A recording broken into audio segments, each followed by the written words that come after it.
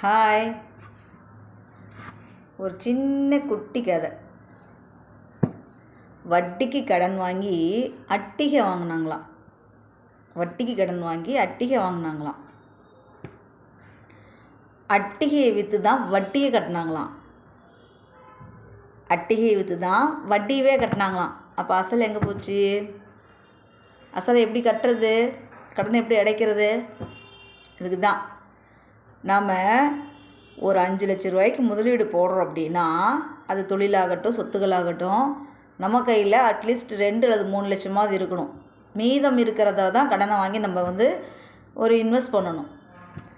5மே கடனை வாங்கி ஒரு விஷயத்தை இன்வெஸ்ட் பண்ணி நம்ம ஒன்று எடுக்கணும் அப்படின்னா, அது நம்மளை விட்டு போயிடும். அது தொழிலாகட்டும், முதலாகட்டும், சொத்துக்களாகட்டும், எதுவாகட்டும் நம்மளை விட்டு போயிடும். நம்மகிட்ட இருக்காது. நம்மளை விட்டு சொத்து பணம் காசு போனால் கூட பரவாயில்ல, உசுரே போயிடும்.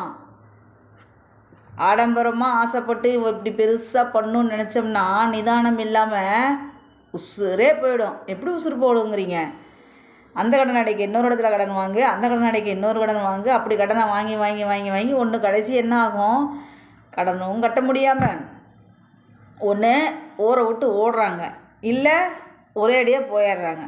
அதுக்கு பேசாமல் லிமிட்டாக இருக்கிறத வச்சு தரமான வாழ்க்கை வாழ்ந்துட்டு போகிறது. நம்மகிட்ட என்ன இருக்கோ அதை வச்சு பொழைச்சிட்டு போகிறது. நம்ம ஆடம்பரமாக காட்டி என்ன பண்ண போகிறோம்?